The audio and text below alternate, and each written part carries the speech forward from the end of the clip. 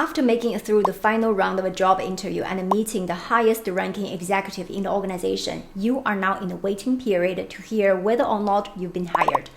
This stretch of time waiting for the feedbacks can feel really frustrating. So what should you do during this waiting period? Should you send a thank you email? After the interview, you might think of a way better answer to some of the questions. Should you reach out to the hiring manager to clarify yourself? And how long should you wait before you send a follow-up email and ask about the decision? Or if they have already offered the job to somebody else? How can you avoid diminishing your chance of getting the job while you are waiting for the news? This period between your interview and the company's decision can be stressful. And we've all been there. In this video, I want to share how and when to follow up during this critical stage. I have used the same strategy to secure the vice president position in the largest Swedish company by market cap as an external hire. In case you are new here, hi, my name is Tiffany. In this channel, we talk about all things to help middle management get executive positions. So if you want more content on this topic, subscribe and click the bell button to be notified when I post new videos every Thursday. Now, let's get into it. Before doing anything, let's first understand the common reasons for the silence after an interview. First, let's talk about during the stage of dealing with executive recruiter screen. Now, during the executive recruiter screening stage, even if you have the discussion with a recruiter, it does not mean that you officially are considered as a candidate yet. Recruiters often handle many job openings at the same time, sometimes even more than 10. That means that they need to screen numerous applicants to identify the high-quality candidates so that they can present to the hiring manager. And typically, it is the hiring manager, not the recruiter, who decide which candidates will proceed to the official recruiting process based on the information gathered. It can take time for the recruiters to even schedule a meeting with the hiring manager. For example, when I was hiring, I would have at most 1 or maximum 2 touch points with my recruiter per week to review the candidates. This back and forth process already takes a few weeks, especially if this hiring manager is in business meetings, conferences, business trips. If the hiring manager wants additional candidate, it can further delay the decision making and the timing of the first round of interviews. To avoid silence and set expectations right for yourself during this early executive recruiter screening stage, you can ask the recruiter questions like this. Based on the candidates you have seen so far, what additional information do you need from me to consider me one of the top candidates for this position? Another great question is, considering the candidates you've met with, how likely do you see me moving forward in the official hiring process? Now you might be thinking, wow, that's straightforward. It is better for you to receive an honest answer rather than waiting in silence. You want to keep in mind that answer could also change. You might be the top candidate this week as new candidates may join the screening process. It's going to affect your ranking as a candidate. The next stage is after a hiring manager or panel interview. This stage, assuming you have successfully passed the recruiter screening stage and you have met the hiring manager or other stakeholders within the same organization, typically these are the reasons for silence after one of these interviews. The very first reason is because the debriefing meeting was delayed. When I was hiring, after all the interviews have been completed, I would schedule a debriefing meeting with my HR business partner and the recruiter. And this debriefing meeting would take place 1 or 2 weeks after I have interviewed all the candidates. Unfortunately, hiring is not always on top of my priority, so providing feedbacks to the candidates in a timely manner was very challenging for me. So it might take 1 or 2 weeks just to coordinate a date and time for the debriefing meeting due to business trips and other meetings during this period. For the candidates, they really just don't hear anything from us, as there's nothing much for us to say other than we are still in the process. If you resonate with this, hit that like button. The next reason of the silence is because you are not their top number 1 option. While the hiring manager and the recruiter could be discussing how to make an attractive offer to the most favorable candidate, and that candidate may not be you. If you are not the top choice, you might be the second or third choice. In these cases, you need to wait for the top candidate to reject the offer. During this period, you won't likely to hear anything from them because they will not tell you the offer has already been extended to someone else for consideration and you were only the second or third choice. They're not going to tell you that. The next reason is the hiring manager or the recruiter are on a business trip. Maybe they are taking a vacation or a sick leave. They could also be busy with a full week meetings and conferences. If it's a long-term sick leave, the responsibility for managing the hiring process will go into someone else within the organization, and this could take time for that person to even get into speed. Sometimes the hiring process is put on hold as the company are assessing whether they will proceed with the hiring due to company performance or strategy change. Another common reason is the hiring manager has changed role themselves.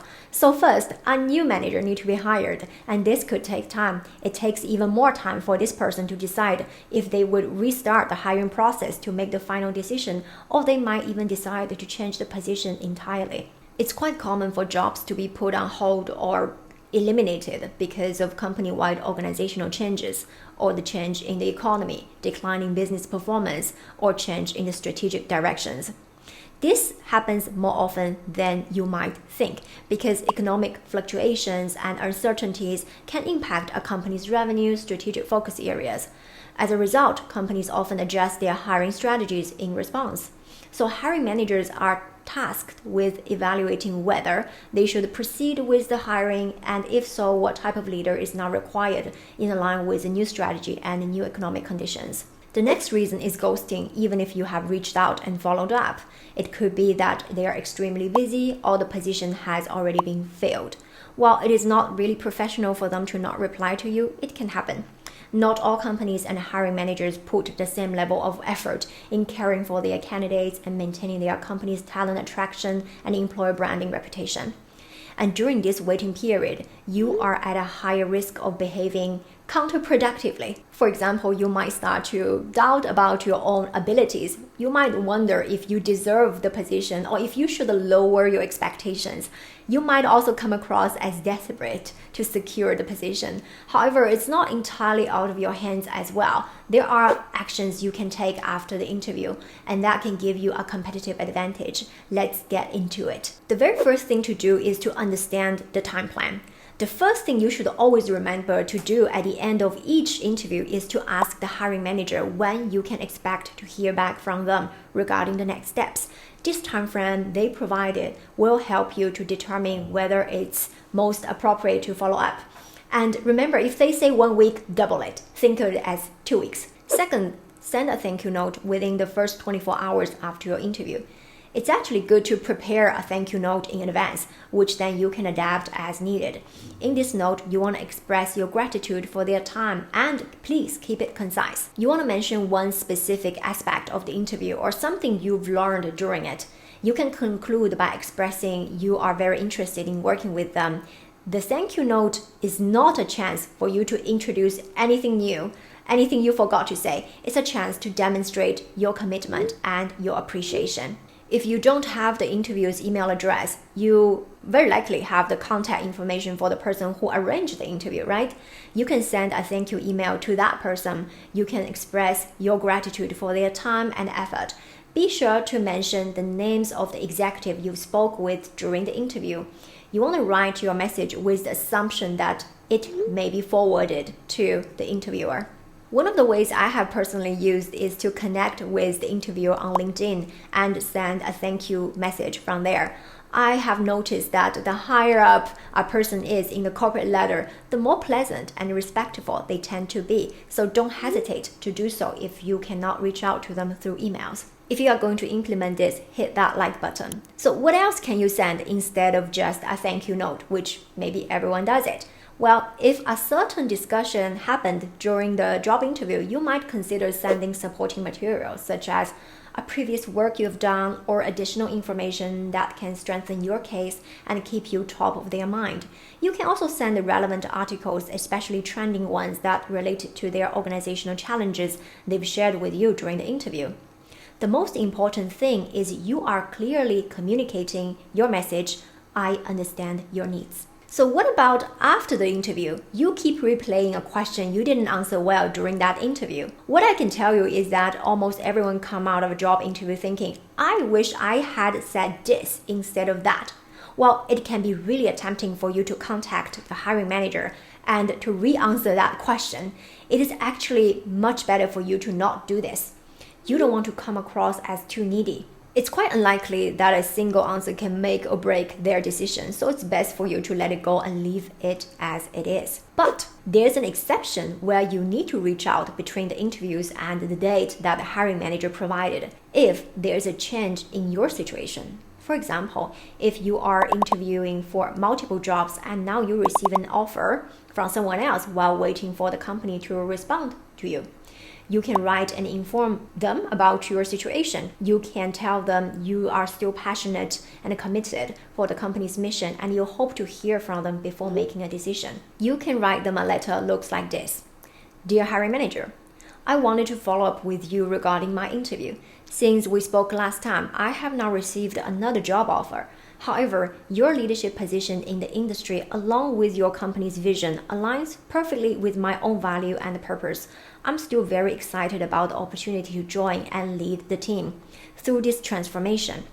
If there are any updates regarding the position, I would appreciate hearing from you as I am evaluating the offer. The next thing you can do is to ask for feedback. If you felt that you had a great discussion during the interview and you have established good chemistry with the interviewer, but you were not offered the job, you can send one additional email to ask for feedback. Keep it concise and express your gratitude for the interviewer's time.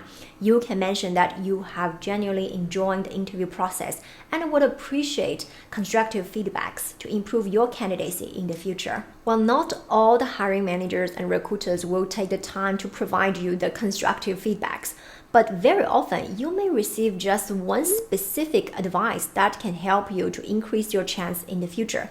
Who knows, this conversation could lead to a different job offer down the line, especially if you maintain your interest and keep lines of communication open. It is actually really common, more common than you think, for candidates who got denied for one position they actually applied for, but then they receive a job offer for another role that turned out to be an even better fit. So here's how the email could look like. Dear hiring manager, I was disappointed to learn that I did not get an offer following my interview on this date. I enjoyed our conversation and I'm deeply believed in the mission you are pursuing. Because I have worked for my current employer for over 10 years and I haven't applied for any jobs, I was hoping you could give me some feedback on my interview. I would like to ensure that I present myself as effectively as possible in the future. Any suggestion from you could give me, that would be very appreciated. I have a specific process in the 1% Academy program to help middle management get senior leadership positions and become the top 1% of a company. If you want to learn more about it, I'd encourage you to watch the free masterclass to find out my 6 steps to advance from middle management to top leadership positions. You can sign up at this link, inspiremyday.org/masterclass. Or if you're very serious about your career advancement and want to get results in the next 3 to 6 months, submit your application to the 1% Academy program where I will be coaching you. Click the link in the description below to book a free strategy call with me. For now, I'll leave you this video to find out how to answer the question, tell me about yourself.